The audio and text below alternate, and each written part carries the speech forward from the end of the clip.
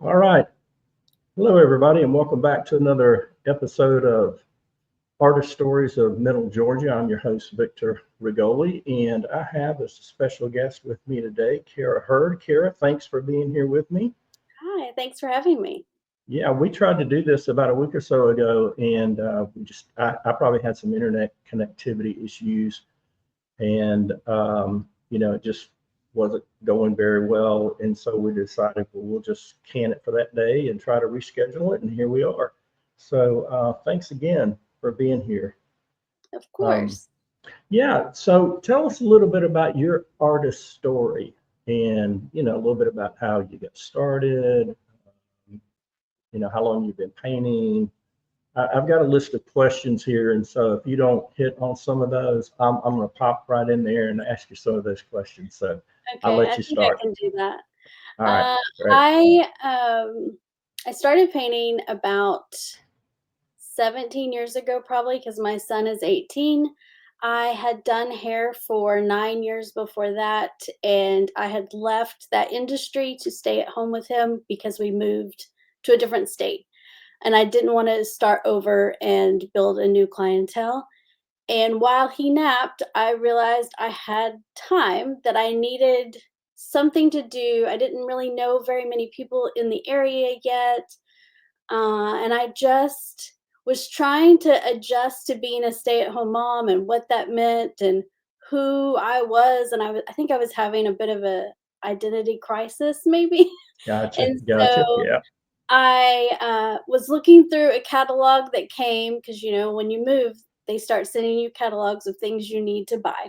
And that's right. there was a piece of art in there that I was drawn to, but it was expensive and I wasn't sure why I liked it. I just thought, oh, there's something about that I like. And so I decided to go buy some supplies and try to make it myself. And I played with that for quite a bit of time, trying to get the layers just right and adjusting it to match, my house. Cause at that time I was still thinking I needed to match my house to my art.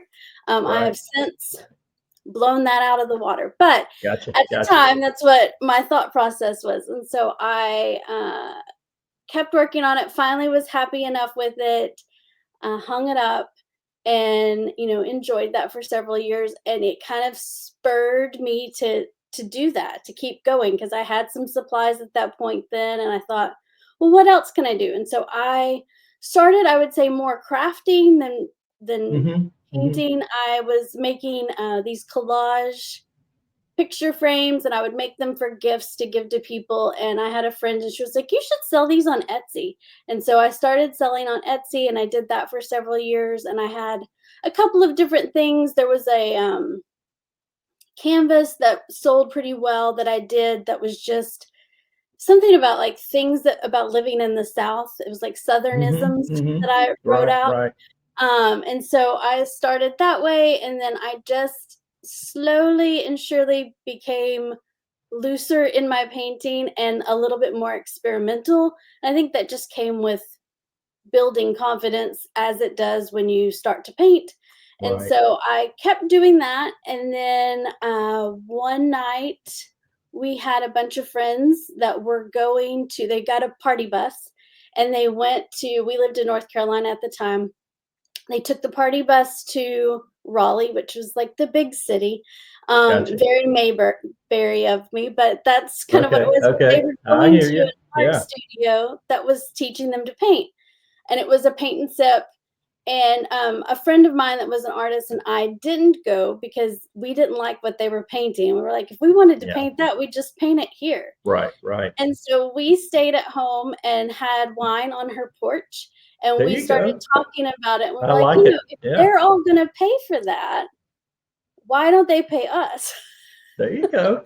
And we'll teach them to paint. And she was an art teacher by trade. And Okay. I kind of thought at the time that I was just going to follow her lead, I guess. And, she would teach and I'd kind of help people. And we started booking these classes. And she was like, "No, you're gonna teach every other one of these." And I was like, "What?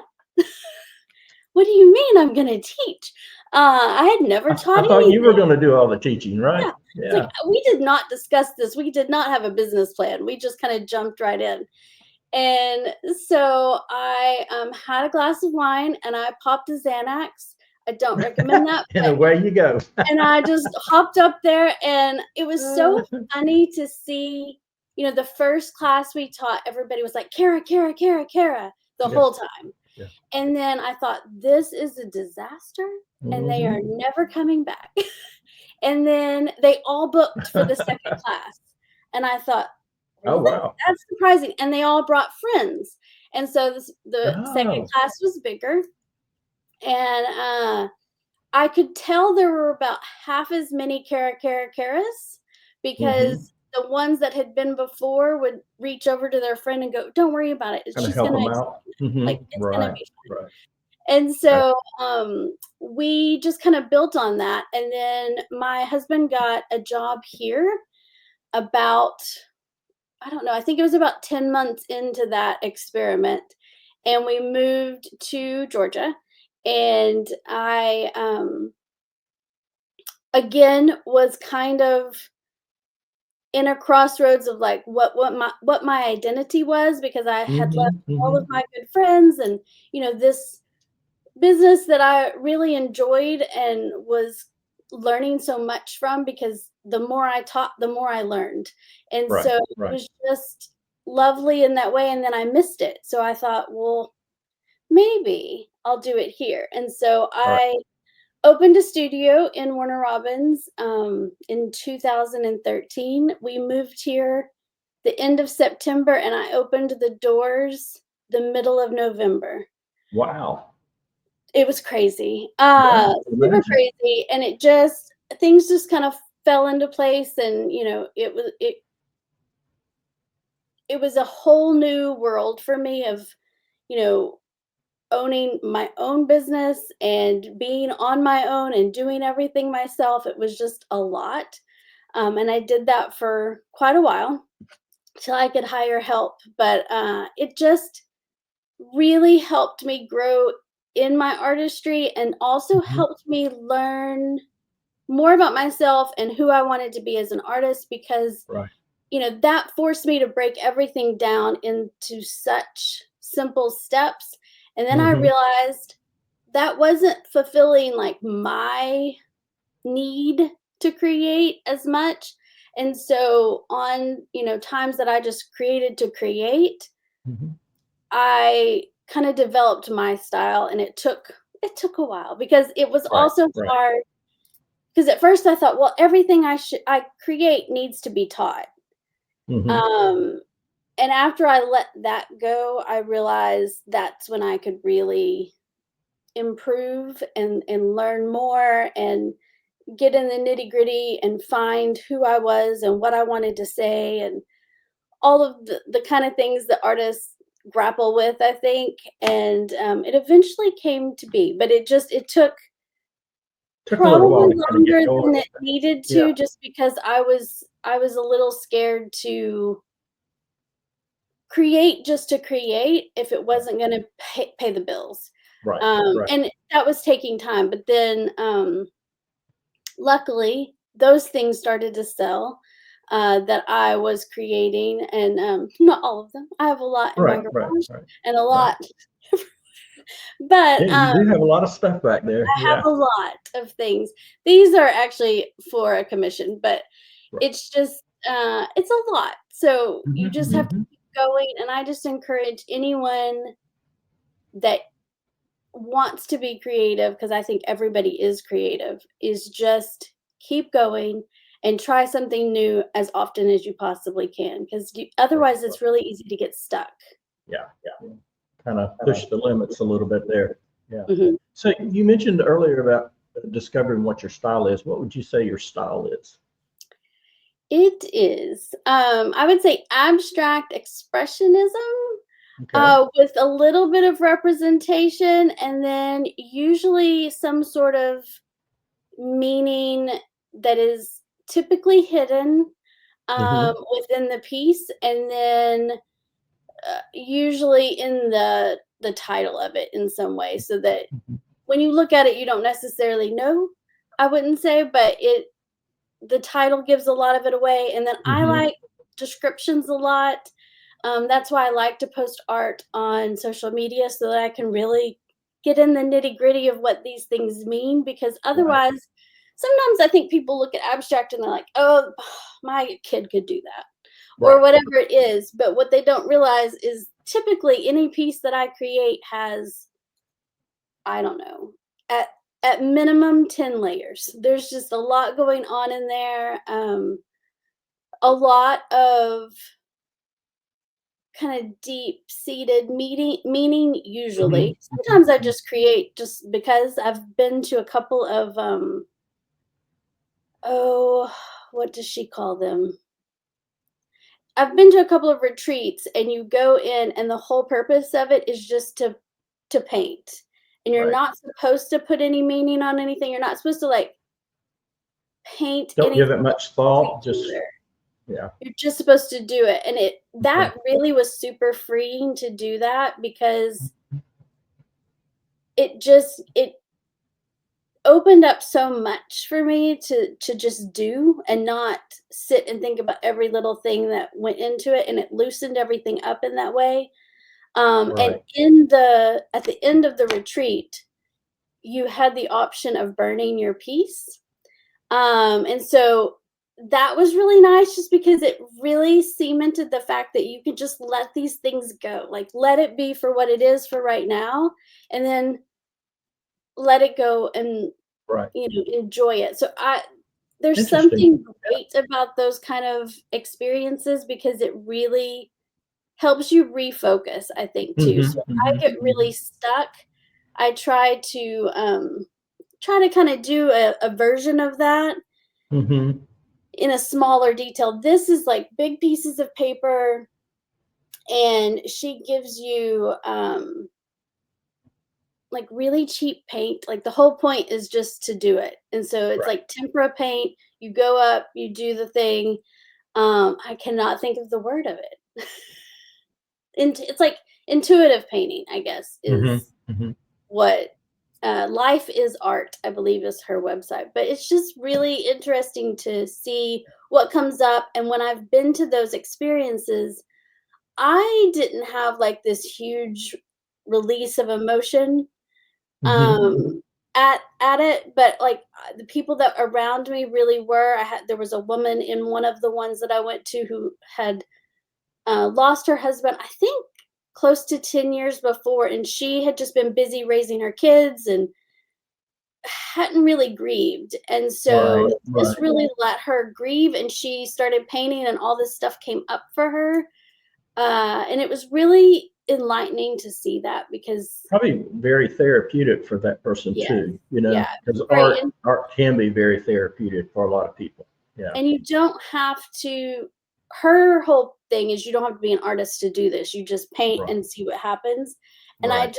I love that idea of that. I think it's a little harder when you are an artist, because then you're like, but I need to think about composition, or I need to think about, Right. how Right. my colors are gonna play together, or what it's Yeah. gonna be. And this, you're just supposed to let it go. I like that freestyle. Just get up there and get certain colors, Just do it. express whatever you're feeling at the time. Because I've talked with and worked with Hazel Caldwell that does some art therapy, and this is what she does with a lot of her clients or patients or whatever. Most of the clients, I guess you call them, but they come in and it's here's the paint.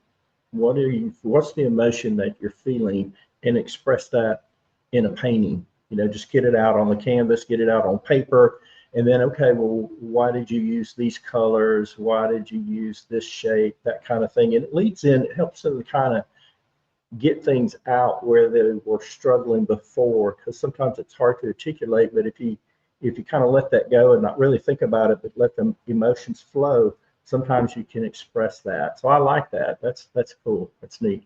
Yeah. It was fun, and it got me to Italy, which was even more Oh, fun. wow. Wow.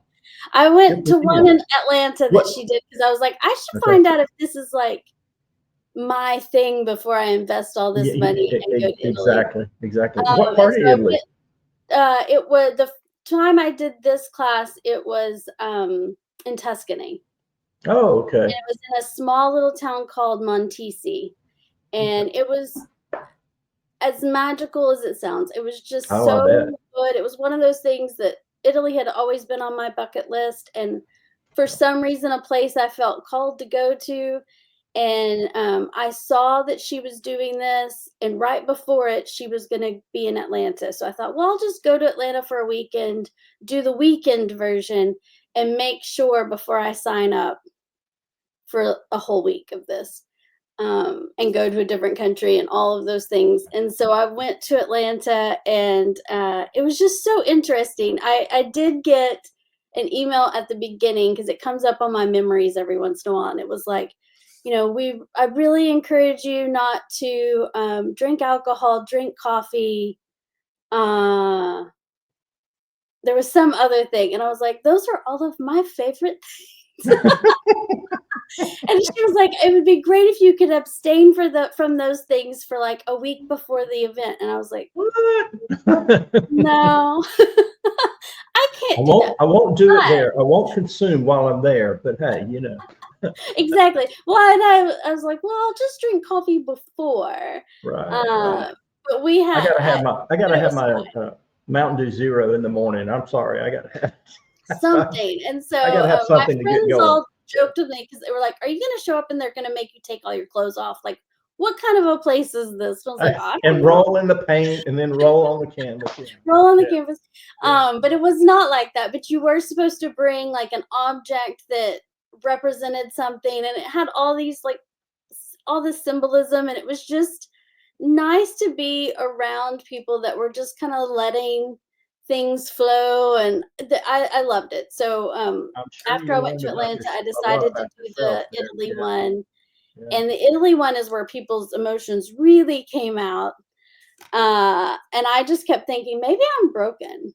Like, because I was like, I'm just happy to be here. Like, I was so Right, happy to be right. in Italy that my, I didn't have any like deep seated anger issues or, No, grief no issues come traumas to up. go through. Yeah. Hmm. I was just happy.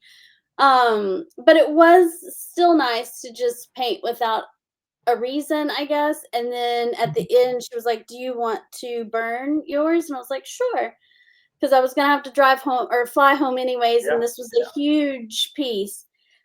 So we burned it, and probably horrible for our health, but like colors were coming out. It was really pretty. It was a very Oh, pretty wow. fire.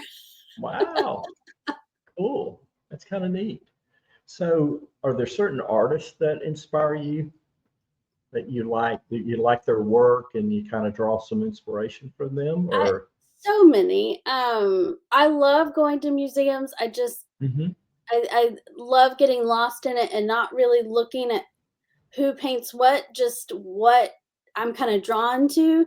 And then it's Right. interesting to find one that you're drawn to and it happens to be a famous artist, but I Hmm. think it's even more interesting when it happens to be someone I've never heard of. Oh, wow. And so I love that, and just being immersed in that and listening to people talk about the art around you, I think is really interesting. I love just searching through social media and seeing what people are doing, and Mhm. you know, watching videos of people making art, I think is really Mhm. interesting and Mhm. also super calming. It's just nice to do that. And I think it's interesting that, there's so many different ways that you can go about creativity, and Right. how people choose to express that is always fascinating to me. Um, as far as like trying to think of people that I really am just always drawn to their work. I think Ashley Longshore, I believe that's how you say her last name. She is out of New York and she used to be out of New Orleans. She does very bold, in your face, gonna make some people angry art. And it Oh, just wow. is fascinating to me that she just owns that and does it and doesn't really care what anybody thinks about it. Right, And she's right. been very successful with it. She does a lot of like typography in her work too, which I like that. I just am not good at it, so I don't typically do it. But Mhm. I love what she does with that, and I think it's very interesting that she just completely owns who she is and doesn't care. And I Yeah, wish I had a little bit more of that. I have some of that. If I get fired up enough about something, I will create art, and I'm like, this is what it means, and I don't right, care if it makes people angry. right. But then, occasionally I feel like I have to reel it in just because of, the area we live in and the industry that I happen to Political be working in. climate and other things that are going on, yeah, in the Yeah. world, yeah, especially in our country. So yeah, you're right. But I like that, just being free to express yourself, and that's the thing, with some of the things that I do in painting too. And what I've learned is, paint what you love. Don't try to paint to what might sell or what somebody else might like, because to me, it's kind of forcing me to paint a certain way. So or paint what they might like or what I think might sell. Just paint what I love, what I'm passionate about. And if it sells, it sells. If it doesn't, it doesn't. But it's what I want to paint. Do you do a lot of commissions by chance? I do some. In fact, I got a text from my wife this couple hours ago that somebody she works with wants me to do kind of a pet portrait. They had to put their dog down that they've had for, gosh, almost 2 decades, I guess. But anyway, I said, sure, I can do that. And I get some from time to time. Um, and I try to be selective. I mean, if it's something that's kind of out of my comfort zone, I said, nah, I'm just not able to do that. I did one back in December for somebody at the Farm Bureau that was retiring. It was a portrait of them and their dog at the beach. And I enjoyed that because it had the beach, because I'm a beachy sea, marshland kind of artist. But yeah, I get some from time to time. Do you get a lot of commissions yourself? I get get some. I don't love Mhm. them because of that reason, because then it Yeah, does feel like you have this very limited scope of what you can do. I right. actually stopped taking, I call them dead dog commissions, because Hmm. it's so hard for me. I'm such a dog person. I mean, obviously. Yep. Uh, Yep. that it's just so hard to for me to capture that spirit of the Right, dogs. And a lot of right. times I have never met the dog and that kind of thing. And so, um, I stopped taking those commissions just because I realized how much it was draining me to try Hmm. to create that and, like, get to a place that I felt happy enough to give it to them. Um, and so I stopped doing that. I will occasionally do, like, a dog portrait or something for a commission still, for usually around Christmas. I feel like those Right, come through. right. But typically, no. And then I am working on a very large, but it's a very open commission for Central Georgia Cancer Care. They're Mm. opening a new office in Macon, and they want 18 paintings. And so that's what some of those are. But they left it completely up to me. And so I get to they just wanna add color and movement to the space and it not be like doctor office art. And so there will be a piece in each of the Right. exam rooms, and then I get to make a little plaque that says what the meaning of each of the pieces is, to include with Oh, it. So they that's have great. something to read Yeah, while that's they're in great. there and something to look at that hopefully will be uplifting, because I know how stressful that has to be. And so I just Right, want something that's gonna hopefully give some hope to right. the space. And then there will be 3 large pieces in the,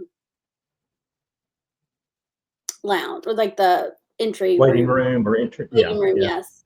How big is the large piece, would you say? The The large largest piece? is 48 by 48. Okay. And it's done, and it's about it's like these abstract waves, and it's Mm-hmm. about the waves of emotion that they're all experiencing, whether you're the person going through the treatment, you're the person they're finding out about it, you're the caregiver, or you're the doctor that's helping. It's Right. just supposed to help kind of tie that all together. And then there's going to Right. be two pieces that are, I believe they're 24 by 36. And then there will be a piece in the hallway that's also 24 by 36. And Okay. then the ones in the room they're 18 by 24. They're what's on this easel, and then I'm Okay. gonna frame them. So they're really gonna be matted to like 16 by 20, and I had a couple different sizes of mat to play Okay. with. So I'm kind of painting them right now, and then I'll move the mat to see what I need to cut to kind of see what's gonna go into the place Right. setting of it. I don't really know because it's hard knowing, like, working within that constraint of time, and so I'm just or space, and so I'm just trying to be pretty open with it, and then I'll just kind of look around and see what I wanna capture within that piece. But Gotcha. I'm super excited about it just because I do get to put the meaning next to it, because it's hard to me, like, when you put something in a, art show and it's just the name, title, and medium, and you're like, "But there's so much more to this," and, like, Right. but Right. no one knows it because Right. you're not there to talk about it. So, I'm excited about that there will be that for them to read, That and would be also great. Yeah. to give it some weight so they don't just look at it and go, "Oh, that's some pretty swirls," or whatever it is, Right. Right. And sometimes it So should be are they gonna have like a reception, like once you get them all done and they're up, are they gonna kind of have like a little reception for I have the no art idea. people?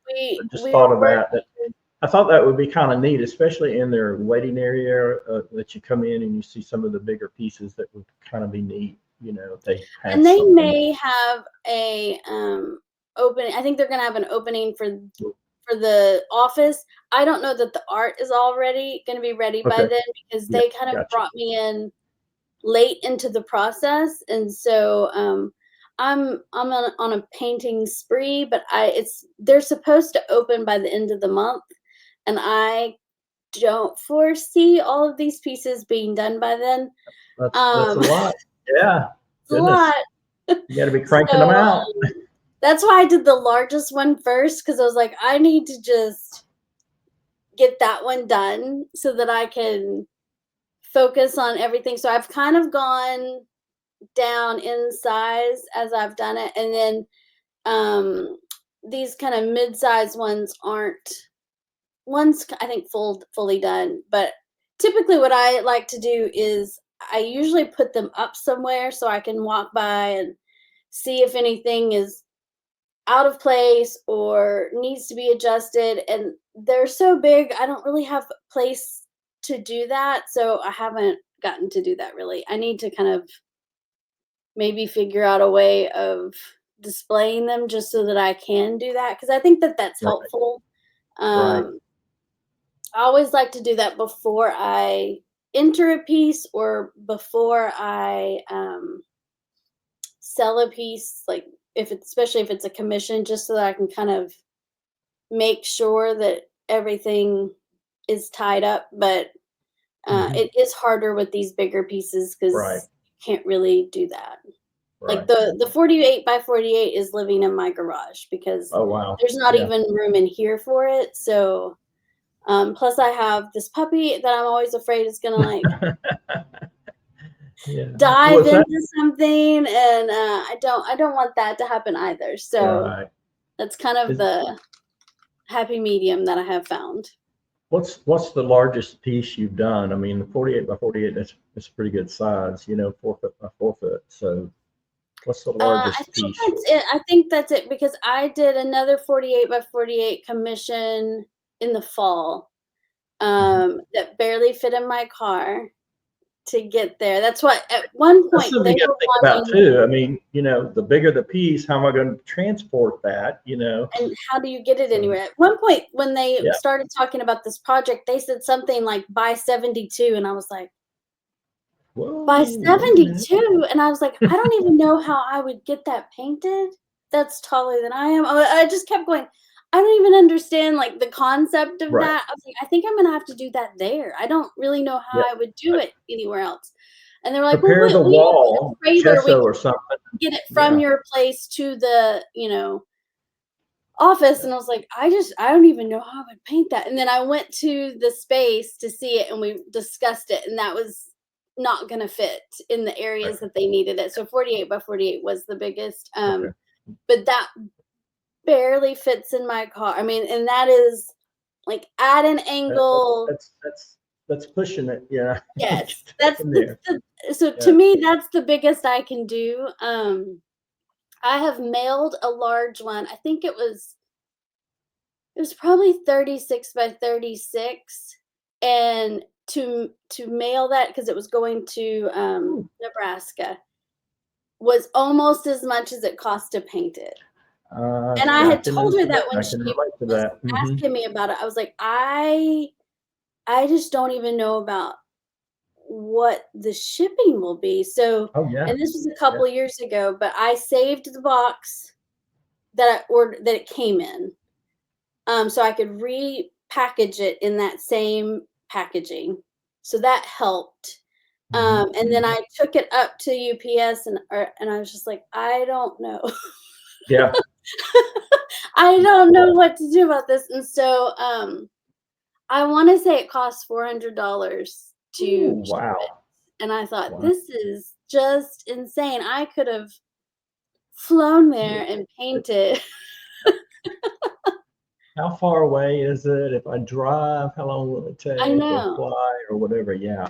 Uh, and It's you just want to crazy. insure it too, Oh, as yeah. it should, in case there's damage. So that, increases the cost. So It was a yeah. lot. So I just thought Yeah. it was crazy because I want to say I charged like $600 for it, and then Right. $400 shipping. So it was $1,000 piece by the time it was said and done. And um, I believe that's right. But it was a lot. And I just thought, this is crazy. Yeah. My Yeah. I always look at art. I like to look at Airbnb and Hmm. VRBO, and I just like to look through pictures. And I always want to go in and just go, I love this space, but your art is awful. Could Right. I Right. stay in your space Yeah. and Yeah. create art for it? Like, that would be my Right. Right. absolute dream if somebody ever wants to do that. Like, I think that would That be that I so like fun. that idea. I Yeah. like that idea because we like to go down to the coast, Jekyll or St. Simons. Sometimes we'll stay in a condo, in St. Simons, and so that's an excellent idea because you go down there and you stay and you look at the wall art and it's like, this is a little dated. I think you could update your art, but I like the idea of saying, hey, I could update art for you and try to work something out, I've or never something like actually that. sent it Yeah. to anyone because I feel like that sounds bad, like your art's awful. No, no, no, But no, no. I I think I just think you got to always look at think, opportunities. Create the opportunity. You know. yeah, So, what do you find most challenging with your art? everything. Everything. Okay. I think a lot of the time is just making the time to do it, even when I don't feel like I'm in the mood to do it. Hmm. It's really hard for me Hmm. to get into that headspace sometimes, and I'm like, Hmm. I really should be doing this or I should be doing that or whatever. And the good thing about the commissions is like I should be doing that. So Hmm. Hmm. it forces me to do it, but if it's just to create, even though that's what I would love to do, that's a little harder to do if it's, Right. for instance, with Making Arts Alliance, they had the Blossom Show. So Right. I created something specifically for that, and that was helpful because I had a mission. Like, I Hmm. knew what I Hmm. was gonna do. And then we're doing the 478 creative show through them, and it was very open-ended. And I mean, we did that ourselves. We chose that life. Hmm. Hmm. but it was hard for me to figure out what I was going to submit because it was so open-ended. Right. It did force me to frame a piece that I had had for a year and not put on, like, stretched, and so that was helpful. Micah helped me do that, which was Mhm, lovely, mhm.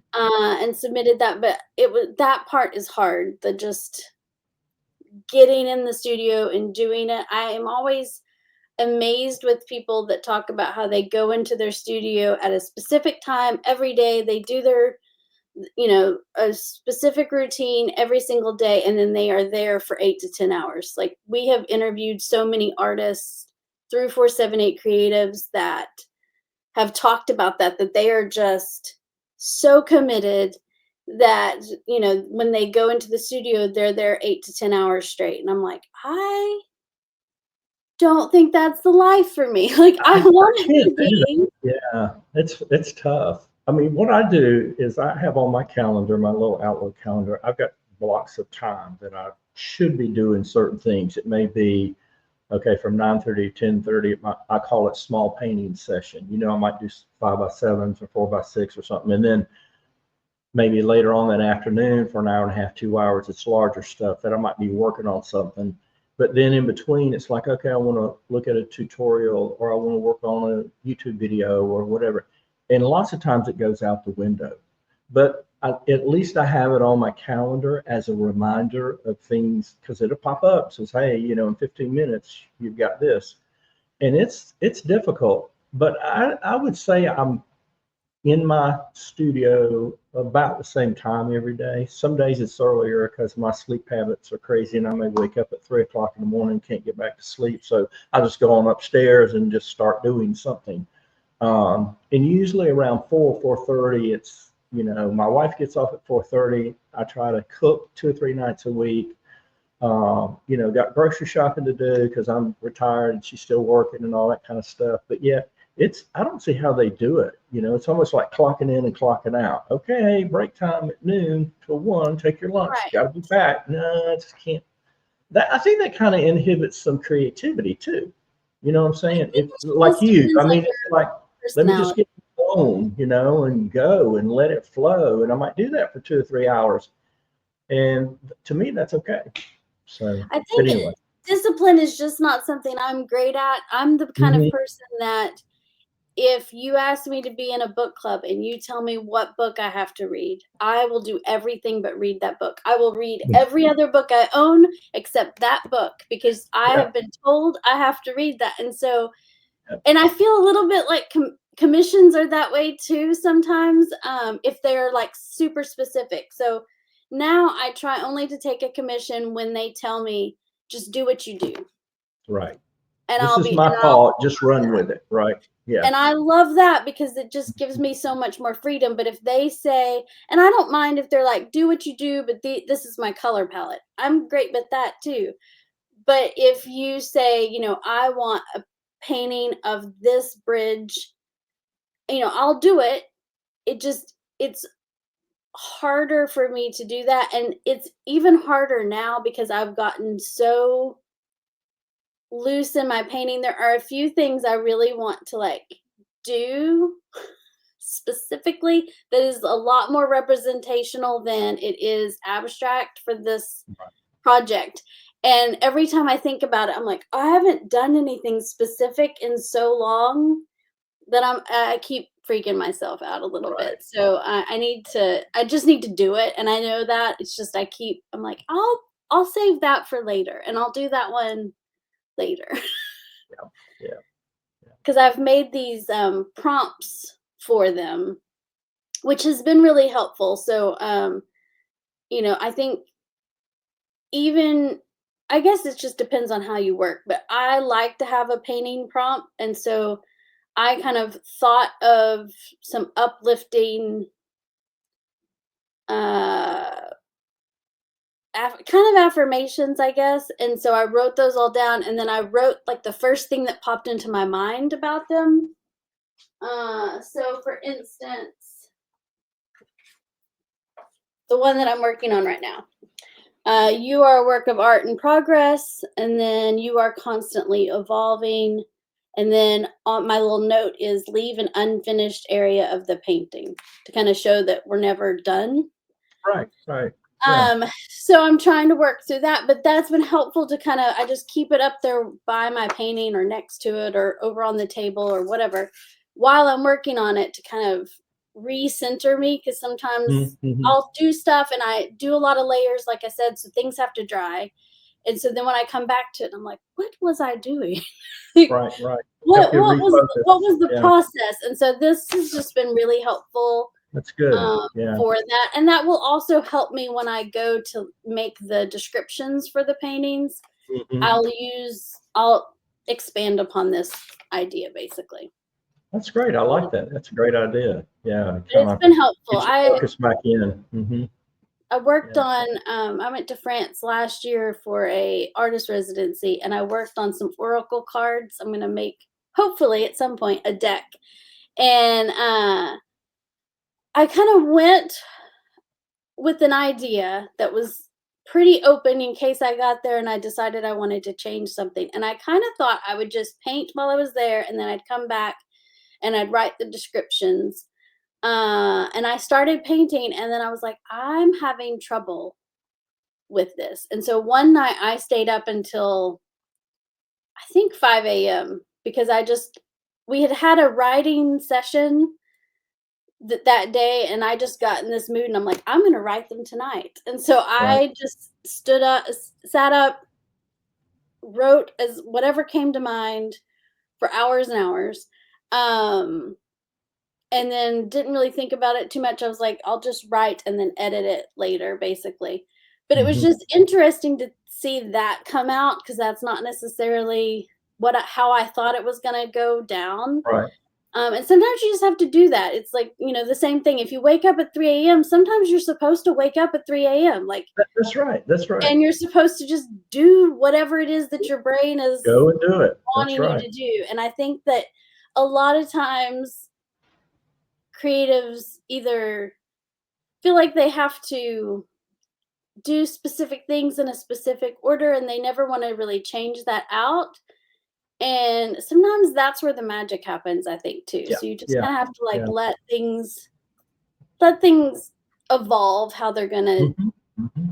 do that and see how it's gonna work for you and for the art and maybe I don't know. I have 1,000 notes on my phone because I'll wake up and I'm like can't get this thought out of my brain and so I just go and write it in my notes and then I'll go later and look at it. I'm like I don't know what that means. I just wrote it at 2 a.m. because it Yeah. sounded good. Yeah. Yeah. Uh, and so I need to go through. Did at one point. I need to go through again and just delete the things that make absolutely no sense. Gotcha. Gotcha. Good. You talked a little bit about some of the projects you've got going on, but I know you've got some shows coming up. Tell me a little bit about what's happening. I think starting tomorrow at Making Arts Alliance. You've got that, and then go into a little more detail about 478 Creatives. Okay. So Okay. 478 Creatives is having a show starting tomorrow at Macon Arts Alliance. And it is just the 478 Creative Show. We just left it really open, and it is for anyone that lives within the 478 area code. They could submit things, and then I'm not sure how Sierra is going to put it all together, but I think there's about 50 pieces that were accepted. And we're hoping it shows the variety of the people that are in our group that come to our meetings, that we want to amplify their voices. And so the whole purpose of 478 Creatives typically is we just like to say, we want to be the people that make artists feel, and not just artists, creatives in general, charge for what they do. And we Hmm. want to make the word exposure extinct Hmm. because that the whole starving artist syndrome or theory or whatever is just BS. And so Hmm. I don't like that and I feel like, if you want to paint for free because you like it, great. And if it's a hobby, great. But if you are wanting to be taken seriously, somebody should never ask you to do something for exposure. Like the people, no, they don't ask that of most any other industry. And so we're just trying to kind of get that away from the area, that that's not something that people feel that they are comfortable enough to do, to ask somebody to do something for free. Mhm. And then our whole goal too is just to elevate creatives in our area to have more self-esteem so that they feel like they can demand a price. It doesn't have to be a lot. Right, Everybody's going to try, there's going to be a wide range of pricing, right. but we want to educate people that, your time is worth something, whatever you determine that is. And so, I started at a certain amount per linear inch is what Mhm, mhm. the person that I learned from told me. And so I have just steadily increased my linear inch, and I will continue to increase that. That's right. And That's right. that's kind of how I price things. And everybody does different. Some people do square inch, some people do how much they like it. And Right. occasionally I'll do that. One of the pieces that's in the 478 creative show, I did more than what I typically charge per inch because Mhm. I don't really care if it sells. I kind of want to keep it. It was something I painted in France, and it was something that was kind of a beginning of a series, and it has a lot of meaning to me, and I'm okay if it doesn't sell, but I wanted it there as a representation of what I can do. But I think that, you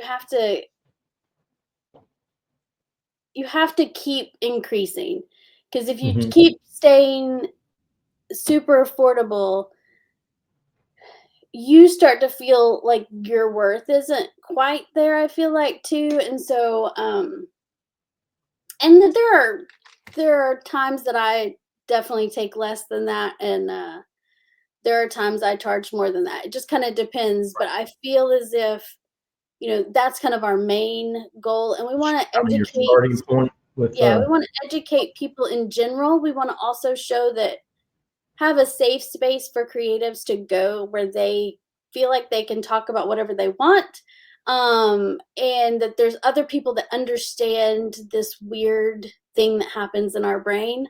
We always just say that it's because we like to be around other weird people because we're all a little strange in our own ways. And I think, like I said, I think everybody is creative. I don't know that everybody knows how to channel that creativity. And so Mhm, mhm. we try to be open in the fact that, if you support creatives, you can also come to our group because, Mhm. you'll learn more about the artists in the area. We'd love to have photographers, we love to have sculptors, we'd love to have musicians, poets, like we're writers of any sort. We're really open about what is an artist, first of all, Right. but also just getting everybody in there in the same room and talking about things is just fascinating to see, what everybody is doing and where they started and where they're going. And, I feel like there's so much to that. And like I said, we've hosted several artists that have come in that visit, usually Wesleyan, but Mhm. and it's been so interesting just to hear their stories and to help tell their stories, and how that is similar to, everybody that is creating and how they can continue to develop. And a lot of these people have talked about, you know, they're not everything's not a win, and they create all the time, but like it doesn't mean it's all good. And sometimes you have to hear that, because if you're sitting creating and you're like, why is mine not good? Why is this not working? It's nice to know that other people have that same experience and they understand that too. Uh-oh, I think we lost him. I also don't know if this is still recording, so this is Hattie. If you heard lots of sighs, that's because she was sighing. She has a really hard life as a dog. Victor, I lost you. Okay, I think I'm back. Yeah, I don't know what happened. I got a little message that popped up and said you had lost your camera or something or another. But anyway, thanks for continuing to talk a little bit there until I I could figure introduced them to something Hattie. out. I was like, I That don't know if this is that's still that's great. recording. That's great. No, no. Thanks for talking a little bit about that. Can people come down and just kind of sit and learn a little bit? How does somebody get involved with that? I mean, does you look at various artists, because artists are not always I paint, Right. musicians are considered artists, sculptors are artists, that kind of thing. So what's the Um, criteria for somebody joining your group? it anything. I mean, Okay, we're not gonna ask your credentials when you walk in the door. So we have gotcha. some people that are just hobbyists. We have some people that are professional artists. We have some people that are kind of in between. This is kind of their side hustle. Um, Within like our social media, you can see what is upcoming. And so, for instance, this month we have this show. So on tomorrow night, we're going to do First Friday, and you can come meet the artists. Hopefully, a lot of the artists will be on hand. They will each have a name tag that says their name if they're an artist. And so that way you'll be able to identify them and you can ask them questions if you want. I don't know. Aaron and I may do a brief introductory of what 478 Creatives is, but it's Right. hard on First Friday because people are coming in and leaving and Oh yeah, right. all of that. So I'm not sure how much of that we're going to do. And also, we like to go to the other galleries in town Right, and see right. them. So we're going to start at Macon Arts Alliance, and then we'll kind of go bounce around all the other Gotcha. places to. What time does it start tomorrow night? So Macon Arts Alliance starts at 4 tomorrow, 4? and Okay. theirs is 4 to 7.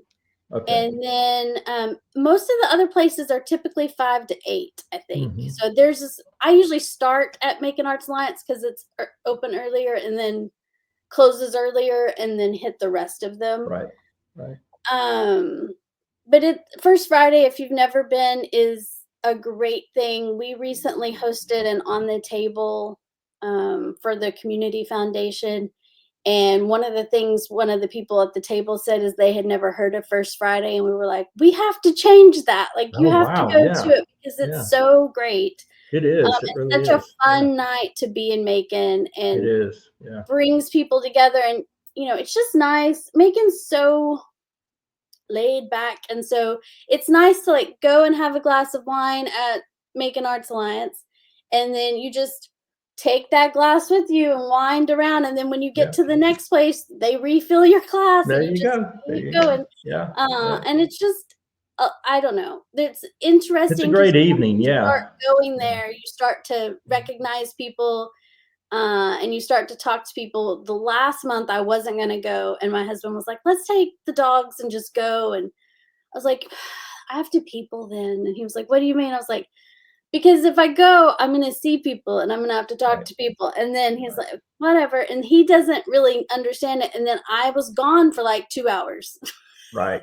Right. because he was with the dogs outside. And he was like, where did you go? And I was like, well, I got into all the places, and you just start to talk to people and Time see people flies. you haven't seen in a while or answer questions or whatever it may be. But it's just so funny how that world is. And if you're if you don't ever get involved, it doesn't become that for you, but it can be such a special place. I had a very bad experience when I first moved to the area with an artist that I kept myself away from creative spaces for years because I was so icked out by that experience and the behavior Hmm. that I thought, oh, everybody's going to be that way, and I don't want to Right. do that. And it just made me so uncomfortable. And then 478 Creatives started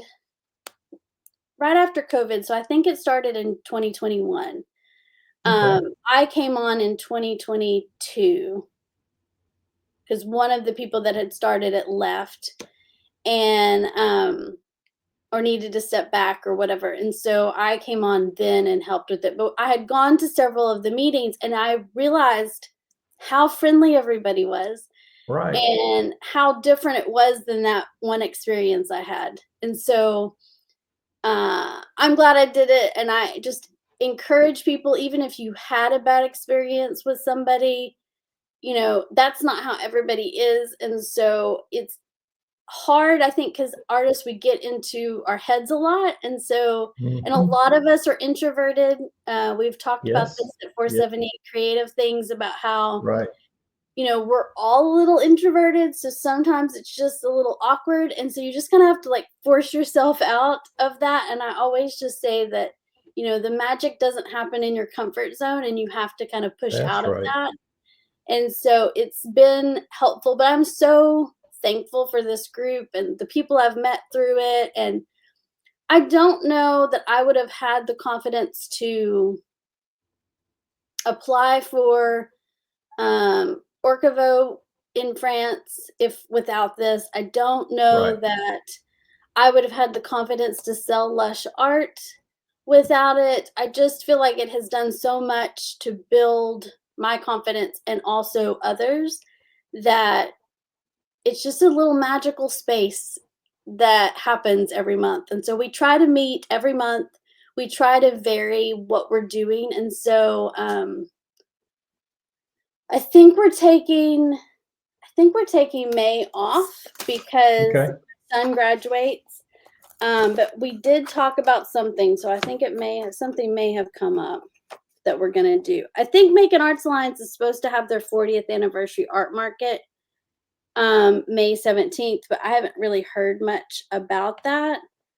I think I And got I an email think about it the other day. I saw something on their social media about it okay, coming up. Yeah. good. Hmm. And I feel like there was something else that we've talked about doing. We do have Rainbow Show coming up, and so that is going to be at Art Space on Ingleside. Hmm.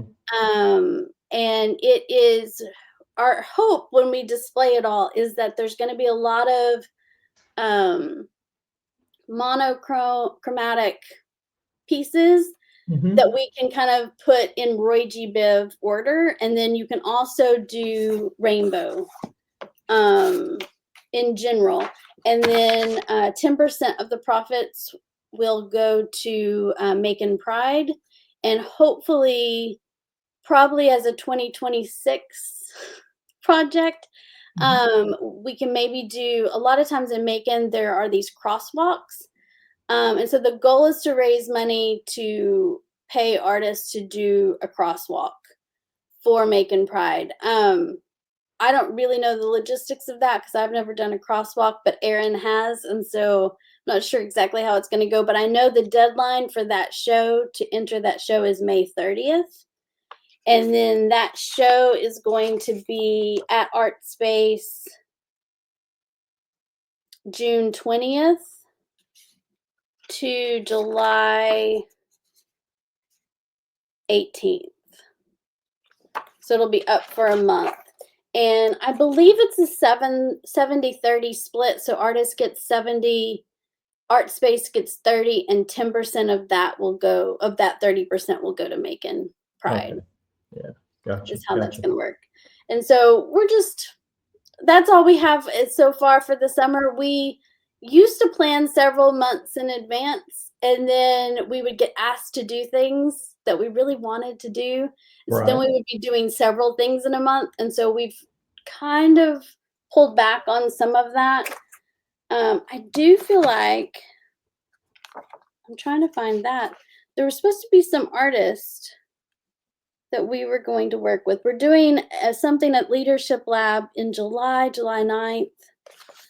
And then Erin and I are going to go to a residency in Indiana in August. So that'll be really fun too. Our goal for that, and then we really want to check out the space in Savannah. There's a studio there, and you can do a residency, and they let you stay on the top floor, and then you create in the Oh, bottom floor, wow. and it's Yeah. all windows. I think it's called On Display, but it's not quite right. But it's with, I think, Southeast Artist. And I just love that idea. So we'd kind of love to bring that somehow to Macon, and that's just Mm-hmm. super early stages. But I think it's really Mm-hmm. interesting to give artists a space and see what they can create. And as somebody that has done residencies and retreats, I love them. It's just so freeing to have that time that's, you know, designated just to make Right. that. I think Right. there's something really magical about that. And so I'd love to be able to be a part of bringing that idea to the area.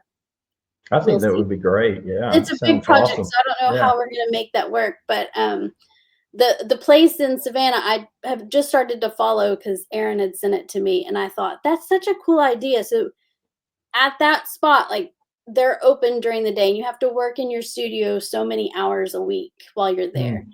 and then you have to agree to, either be on a panel, like an artist panel, or host a workshop or something like that. So there's a little bit of give and take with it, Mm-hmm. Mm-hmm. but you do get the space, and people, the doors open basically. So people can come in and ask you about the work, and the whole Right. goal is to Right. get more people excited about art. And so I think that that would be great and would be such a fun thing to have in downtown Macon. Oh, I think so too. That would be great, especially for First Friday, but just anytime Yeah. to be able to walk by and see somebody making something and ask them what they're doing. And Right. Right. I just think that that would be really magical. Cool. Cool. Well, send me some information. I'd like to come and check out 478 Creative sometime and For just see sure. what all's involved, and maybe get involved and help in whatever way I can with some of these projects that you've got coming up. So since I'm retired, I have a little bit more time and freedom to do some of those kind of things. And I've been wanting to, be more involved in the Middle Georgia art scene. And that's one reason starting up this podcast, because there could be some artists there in that group that, hey, come on and let's talk Oh about yeah. your art. Let's talk about who you are, just like we've done today with you, getting to know you better and getting it out there and that kind of thing. But yeah, I think it'd be great to do Yeah. something like I that. love But that yeah, idea. yeah, yeah. It's a great group, and we encourage, like I said, anybody can come. Most all the meetings are free. There is a level of Macon Arts Alliance called the Creative Membership that helps Mm-hmm. support what we do. Aaron and I get a small, very small stipend to do what we do. And Right, then Macon Arts Alliance typically will provide the beverages for our events. So we'll have right, wine, beer, and right, like bubbly water right. as options. And so, it's great in that way. And, but it's also, our goal is to keep it free or as close to free as we possibly can. And so Right. most of the events that we do are free. Occasionally we'll do like a hands-on workshop, and there may be a small supply fee to that. Right. But But it's that is not minimal it's cost, not the Yeah, norm for that's sure. good. Yeah. Okay. And we've Good. also done, my favorite one that we have done was a panel, and it was called Passion to Paycheck. And we Hmm. invited local business owners to come and talk about how they took something that they were super passionate about, and then started to make money from it, and how that came about. And we're going to do a second round of that with different people this time. Oh, that'd Um, be so cool. Yeah. that's like next on our radar. We haven't Okay. started inviting people. Okay. Just we wanted to Yeah. get through this show first. Okay. Yeah. Good. Good. Well, we've been talking for over an hour, believe it or not, and it's been great. One of the things that I'll probably do another podcast on is you talked about selling some of your artwork, but anyway, I think it'd be good to do a podcast sometime about your success as an artist and selling your artwork and what channels that you tap into to sell your work. You mentioned Etsy earlier and that kind of thing. I haven't gone down that path yet. Trying to do some things with Fine Art America and that kind of thing. But, I've got a web page and social media and all that, but I sell more on Facebook and Instagram than I do on my website, believe it or not. So I think yeah, most people are now. yeah, I mean, there are people that are doing other things, but I do feel like whereas it used to be artists had to be represented by a gallery, I don't think that that's necessarily the case anymore. And I think right. typically it's going to be through social media. That is kind of how I've sold everything. I feel like I haven't sold anything through my website. They may have found it and then found my social media. I don't know, but typically it's through connections of people that I know. I think that's the main thing, is just getting out there and meeting people. Because if you don't meet anyone, no one's going to know what you're making. And if you That's don't right. share it on That's social right. media, no one's ever going to see it. And That's it's right. not going to sell in the corner. So you That's have right. to kind That's of right. put it out there. And I don't sell nearly enough of what I make, but when I do, it feels so nice. It does, doesn't it? It really does. It really does. It Yeah, feels so great. And you're like, oh, it I can keep does. going. Yeah, I can do this. Yeah, Yeah, I'm legit. I'm a professional. Yeah. right. But thanks again for your time today. I know you're so busy, and appreciate you being able to reschedule so that we could do it this afternoon. And just in closing, how can people get in touch with you?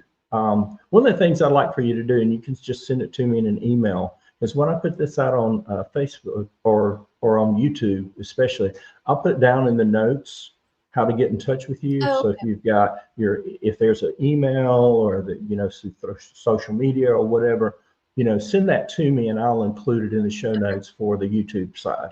definitely. I Yeah, would say the it'd be great. easiest thing is through my favorite social media app is Instagram for art. And Yep. I think that that's probably the best for conversation, Mm-hmm. and also Mm-hmm. to see my work. And so I am at Cara Heard Co on there, because I also do marketing. So it's Okay. art and marketing. And it's CaraHeardCo. Perfect. And then my email is info@caraheardco.com, which I also Okay. check all the time. But those are probably the easiest forms. I use all the social media apps, but I think that one is the most conversational, Right. and the easiest to build a relationship on. And so I typically always push people towards that app, because it seems to be the best for the art world and artists in general, to see what people are doing. Gotcha. Gotcha. Fantastic. Well, thanks so much. Thank Appreciate it you. again. Thanks for And having me. thanks, folks, for tuning in. Please like and subscribe and check back later. We're going to have more interviews with artists from the Middle Georgia area. Take care, everybody. Thank you.